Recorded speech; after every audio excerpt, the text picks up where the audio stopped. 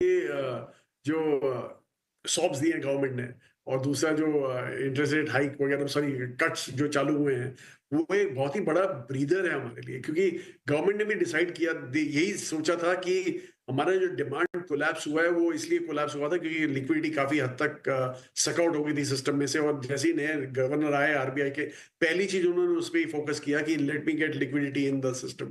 तो उसके चलते डिमांड थोड़ा पिकअप होना चाहिए। पर ये जो डिमांड पिकअप होता है वो मेनली डिस्क्रिशनरी में ज्यादा होता है, एफएमसीजी में नहीं होता। जैसे हम क्लासिक एग्जांपल यही देते हैं कि अगर जो हम ज्यादा कमाने लगे उसका मतलब ये नहीं है कि हम दिन में 4 बार नहाएंगे या 5 बार अपना दांत ब्रश करेंगे।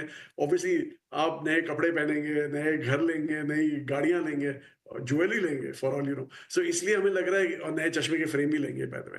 तो इसीलिए हमें लग रहा है कि डिस्क्रिशनरी में ज्यादा आपको कंफर्ट रहेगा देन एफएमसीजी। एफएमसीजी का प्रॉब्लम एक्चुअली हद तक है कि आपने देखा जैसे लीवर के नंबर आए और मैं तो लीवर को 90 से ट्रैक कर रहा हूँ।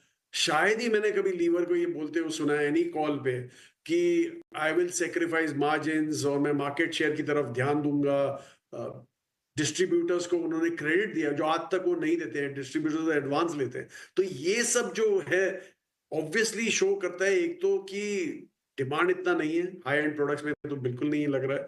और दूसरा कि कंपटीशन शायद बढ़ गया है उस स्पेस में, इसलिए लीवर जैसे कंपनी को ऐसे सब ड्रास्टिक स्टेप्स लेने पड़ रहे हैं। तो इसलिए हमें लग रहा है कि यहाँ पे एक तो वैल्यूएशन भी स्ट्रेस्ड है और शायद ही एक आध पॉकेट है जहां पे हमें कंफर्ट है। और वो आप हमारा पोर्टफोलियो देखेंगे तो आपको दिख जाएगा उसमें कौन से स्टॉक्स हमें पसंद है उस स्पेस में। पर एक आध ही होगा हमारे पास, ज्यादा नहीं है।